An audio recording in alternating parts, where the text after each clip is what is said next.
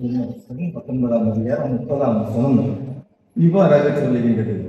இயேசு காடியை வாங்கின பின்பு முடிந்தது என்று சொல்லி தலையை சாய்த்து ஆவியை ஒப்புக் கொடுத்தார். முடிந்தது. பல சூழ்நிலைகளில் நம் உலக வாழ்க்கையில் பல்வேறு தருணங்களில் இந்த காரியங்களை நாம் கேள்விப்பட்டிருக்கின்றோம். ஐசியூக்கு முன்னாடி நாம் நின்று கொண்டு இருக்கும் பொழுது டாக்டர் வந்து இந்த வார்த்தையை சொல்லும் பொழுது உன்னுடைய மனம் உடைந்து அப்படியே போயிடும். உள்ள இருக்கிறவனுடைய நிலைமை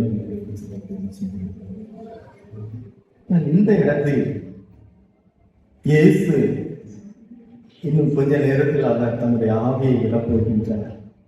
அதற்கு முன்பதாக அவர் முடிந்தது என்று சொல்லுகின்றார்.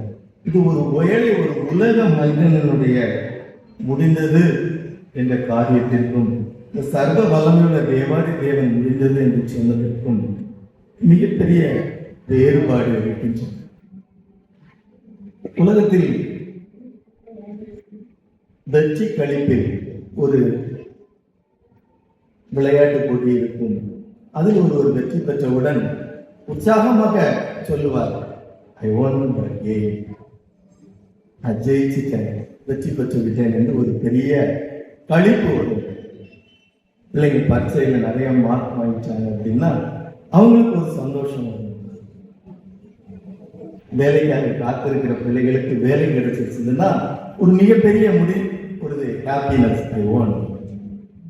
இந்த பிள்ளைகளுக்கு திருமணம் ஆகும் பொழுது நமக்கு ஒரு சந்தோஷம் வரும்.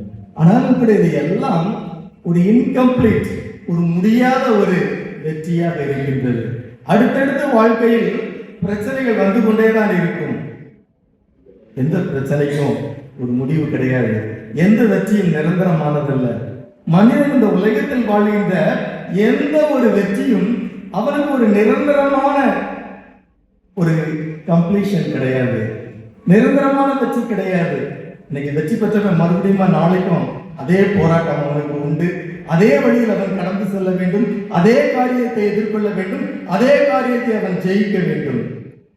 ஆனால் சர்வ வல்லமையுள்ள தேவாதி தேவன் ரட்சகராகிய இயேசு கிறிஸ்து சிலுவையில் தான் முடிந்தது என்று சொல்லும் பொழுது அது ஒரு பூரணப்பட்டதாக வேதம் வரை தெளிவாக நமக்கு சொல்லிவிட்டது. வாசிப்போம். கொலோசியர் நிருபம்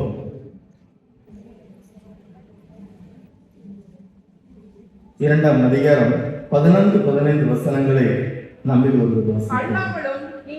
கொலோசியர் 2:14-15. நமக்கு எதிரியாகவும் நமக்கு விரோதமாகவும் இருந்த கையெழுத்தை துளைத்து அதை நடுவில் ஆகப்படிக்கு எடுத்து திருவின் மேல் ஆணையடித்து துணைத்தனங்களையும் அதிகாரங்களையும் குறித்துக் கொண்டு வெளியரங்கமான ஓரமாக்கி அவைகளின் மேல் சிலுவையிலே வெற்றி சிறந்தார். சிலுவையிலே வெற்றி சிறந்தார். என்ன செய்திருக்காரா? 14ஆம் வசனம் சொல்லுகிறது, நமக்கு எதிராக இருந்த கட்டளைகள் அந்த கையெழுத்தை குலைத்து வல்லாத சத்ருவானவன் என்ன செய்கின்றான் என்று பார்க்கும் பொழுது நாம் பார்க்கின்றோம். எல்லாரும் போல அவனும் தெய்வ சமூகத்துல யோகுவினுடைய வாழ்க்கையில் நாம் பார்க்கின்ற போகின்றார். சும்மாவா யோகு உண்மை வணங்கிக்கிட்டே இருக்கிறாங்க. கொஞ்சம் அவனுக்கு கூட அந்த வேலையெல்லாம் எடுத்துவிடுங்க. இதே போல நம்முடைய வாழ்க்கையில கூட நாம் செய்கின்ற பாவங்களை எல்லாத்தையும் கடவுள் எழுதுறாரோ இல்லையோ, இவன் எழுதி வச்சது கடவுள் நம்ம பெரிய ஜீவ புஸ்தகத்தில் எழுதுகின்றார். இவன் ஒரு புத்தகத்தில் எழுதி கொண்டு வந்து அவன் முன்னாடி காண்பித்துக் கொண்டே இருக்கின்றார். ஏதோ உங்க பிள்ளைன்னு சொல்றீங்களே, இதெல்லாம் பண்றான். இயேசு அப்ப என்ன செய்வார்? அந்த சிலுவையை எடுத்து அதை அவர்களுடைய கண்களுக்கு முன்பாக காட்டுவார். பிசாசினுடைய கண்களுக்கு முன்பாக அந்த சிலுவையை காட்டுவார். ஆம், அவன் அந்த பாவம் செய்தான் தான், ஆனால் அவனுக்காக நான் ரத்தத்தை சிந்திவிட்டேன். துறைத்தனங்களையும் அதிகாரங்களையும் உறிந்து கொண்டு வெளியரங்கமான கோலமாக்கி அவைகளின் மேல் சிலுவையிலே அவர் வெற்றி சிறந்தார் என்று சொல்லுகிறது. நாம் பார்த்தோம் என்றால் யோவான் எழுதின சுவிசேஷம் 1ஆம் அதிகாரம் 21-30 வசனங்கள் இவ்வாறாக சொல்லுகின்றது.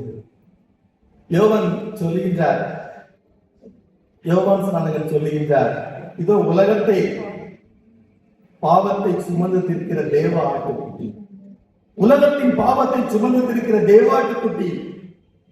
1 பேதுரு 1:19-20 வசனங்கள் இப்படியாக சொல்லுகிறது. நாங்கள் ஒரு வாசிப்போமா? 1 பேதுரு 1:19-20. குற்றமில்லாத மாசற்ற ஆட்டுக்குட்டியாகிய கிறிஸ்துவின் விலையேற பெற்ற இரத்தத்தினாலே மீட்கப்பட்டீர்கள் என்று அறிந்திருக்கிறீர்களே. அவர் உலக தோற்றத்திற்கு முன்னே குறிக்கப்பட்டவராயிருந்து தமது மூலமாய் தேவன் மேல் விசுவாசமாய் இருக்கிற உங்களுக்காக இந்த கடைசி காலங்களில் வெளிப்பட்டார். உலக தோற்றத்திற்கு முன்னே அவர் குறிக்கப்பட்டவராய் இருந்தார். வேதம் சொல்லுகிறது, பிதாவாகிய கடவுள் ஆதாமையும் ஏவாளையும் படைத்தார். ஒரு நல்ல இந்த மாதிரி டே டைப்ல குளிர்ச்சியான வேலையில அவங்களோடு கூட உறவாடினார். ஒரு ரிலேஷன்ஷிப் அவர்களோடு கூட வைத்தார். ஆனாலும் கூட அவர்களுடைய பாவத்தின் நிமித்தமாக இந்த ரிலேஷன்ஷிப் கட்டாயிடுச்சு. அடுத்து பார்த்தார், அப்படியே நோவாக்கிட்ட வந்த கொஞ்சம் நீதிமானா இருக்கிறானே, இவன் மூலமா ஒரு சந்ததி வந்துச்சுன்னா நல்லா இருக்குமே, எல்லாத்தையும் அழைச்சிட்டு இந்த நோவா மூலமாக ஒரு சந்ததி. அவர் எதிர்பார்த்த பரிசுத்த மனிதனுடைய காணப்பட முடியவில்லை. அடுத்து மோசேக்கு வந்தார், சாமுவேலுக்கு வந்தார், நியாயாதிபதிகளை பார்த்தார். மோசேக்கு வந்தார், தாவீதை பார்த்தார், சவுலை பார்த்தார், அநேக தீர்க்கதரிசிகளை பார்த்தார். அதன் மூலமாக விளங்கினார். ஆனால் மாநில சமூகம் எதற்கும் அவர் விரும்பின அந்த ஸ்டாண்டர்டை ரீச் பண்ணவே முடியல.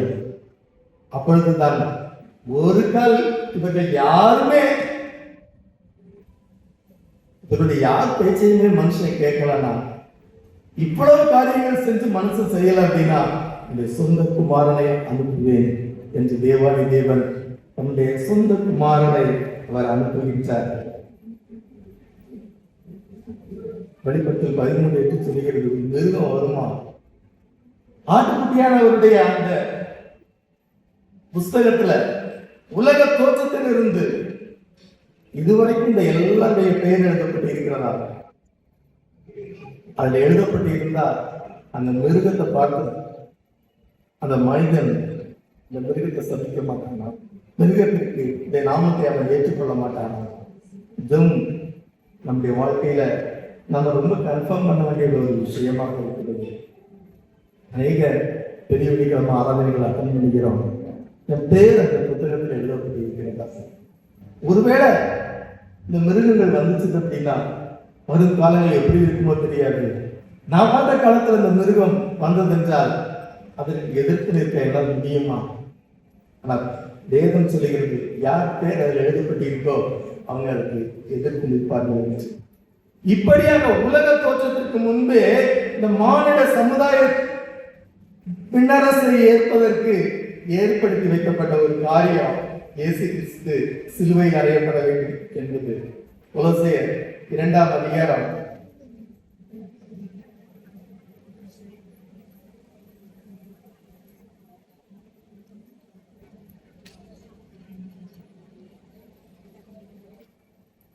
20ஆம் வசனத்தை நம்ம 1ஆம் அதிகாரம் 20ஆம் வசனத்தை வாசிப்போம்.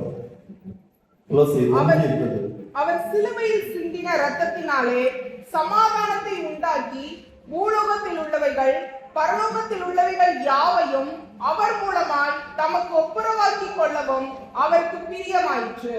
பரலோகத்தில் உள்ளவைகள் பூலோகத்தில் உள்ளவைகள் மனிதனையும் பிதாவாகிய தெய்வத்தையும் இணைப்பதற்கு அவர் சிலுவையில் சிந்தின அந்த ரத்தம், சிலுவை மரணம் மிகவும் அவசியம் உள்ளதாக இருந்தது. அதன் மூலமாக பிதாவாகிய தெய்வம் மனிதனோடு கூட ஒப்புரவாவதற்கு இந்த இயேசு கிறிஸ்து தான் ஒரே வழியாக தேவன் நியமித்திருந்தார். ஃபைனல் அவரு இதுவரைக்கும் உள்ள தீர்க்கதரிசி கேட்காம போயிருந்திருக்கலாம். அப்போஸ்தலர்கள் அதுக்கு முன்னாடி வந்த நியாயாதிபதிகளுக்கு மனிதன் செவி கொடுக்காமல் போயிருக்கலாம். நியாயப்பிரமாணத்தை அவனால் கடைபிடிக்காமல் போயிருக்கலாம். ஆனா கடைசியா மனிதன் ஒரே ஒரு காரியத்தை செஞ்சுட்டா போதும், அவனுக்கு நான் எப்படியும் இந்த விண்ணரசை நான் கொடுத்து விடுவேன் என்று அவர் ஏற்படுத்தி வைத்ததுதான் இந்த சிலுவை மரணம் இயேசு கிறிஸ்துவுக்கு. அதுதான் அவர் சொன்னாரு, அதுதான் அவர் ரொம்ப சத்தமா சொன்னாரு, ஐ ஹவ் கம்ப்ளீட்டட், முடிந்தது, அது என்னால் முடிக்கப்பட்டு விட்டது, இனிமே ஒண்ணு கிடையாது, இதுக்கு அப்புறம் இந்த மனுஷன் கஷ்டப்பட வேண்டாம், இந்த விசுவாசிச்சான போதும், அவன் இந்த நித்தியராஜ்யத்துக்கு தகுதிபவன் ஆயிடுவான். இதுக்கு முன்னாடி அநேக கட்டளைகளை அவன் ஃபெயிலியர் ஆகியிருந்திருக்கலாம், ஆனா இனி அவன் ஃபெயிலியர் ஆகிறதுக்கு சான்ஸே இல்லை. காரணம், இந்த காரியத்தை அவன் விசுவாசித்து விட்டால் போதும், அவன் ஜெயித்து விடுவான். 19ஆம் வசனம் இவ்வாறாக சொல்லுகின்றது, சகல பரிபூர்ணமும் அவருக்குள்ளே வாசமாயிருக்கிறது. கம்ப்ளீட்னஸ், உங்களுடைய வாழ்க்கைக்கு தேவையான ஒரு கம்ப்ளீட் எல்லாம் அவருக்குள்ளார இருக்குது என்று வேதம் சொல்கிறது. 9ஆம் வசனம் கொலோசியர் 2:9 சொல்லுகிறது, தேவத்துவத்தின் பரிபூர்ணமெல்லாம் சரீர பிரகாரமாக அவருக்கு வாசமாயிருக்கிறது.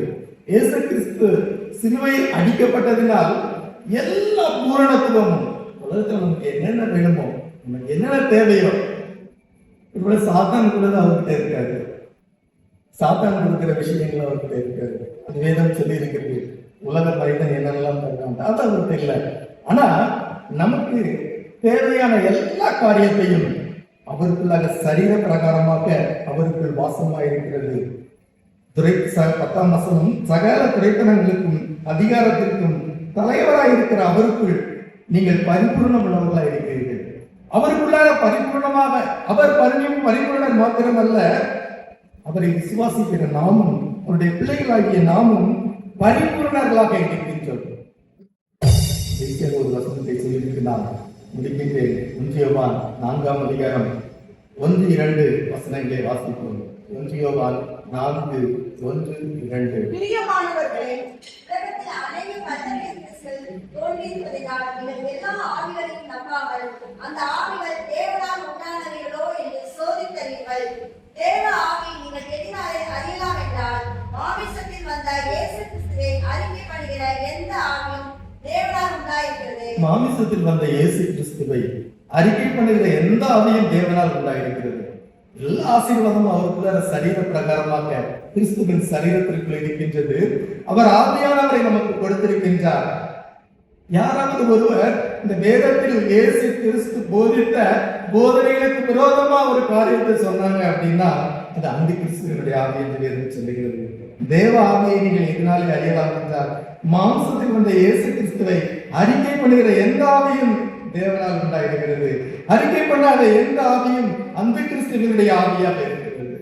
வேதம் இயேசுடைய போதனைகள் வேதத்தில் இருக்கிறது. இந்த போதனைகளுக்கு விரோதமாக ஒருவன் காரியங்களை பேசிவிட்டார். இயேசு கிறிஸ்துவனுடைய போதனைக்கு விரோதமாக ஒருவன் பேசுகிறான் என்றால், அவன் மாம்சத்தில் வந்த இயேசு கிறிஸ்துவை அறிக்கை பண்ணாதவனாக இருக்கின்றான். அவனுக்குள்ள இருக்கின்ற ஆவி என்ன ஆவி என்பதை நம்ம செக் பண்ண வேண்டியிருக்கிறது என்று வேதம் நமக்கு எச்சரிக்கிறது. அப்படிப்பட்ட ஆவிகளுடைய மனிதர்களை விட்டு நாம் விலக வேண்டும் என்று வேதம் நமக்கு அறிவுறுத்துகிறது. இயேசு கிறிஸ்துவினுடைய போதனைக்கு அவர் முடித்து விட்டார். அவருடைய சரீரத்தில் எல்லாவற்றையும் அவர் முடித்து விட்டார். அவர் பூரணராக இருக்கின்றார். நமக்கும் அவருடைய பூரணத்துவத்தில் அவர் முழு பங்கையும் கொடுத்திருக்கின்றார்.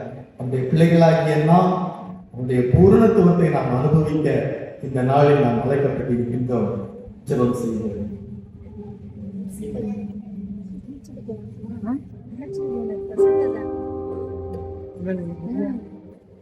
Bueno,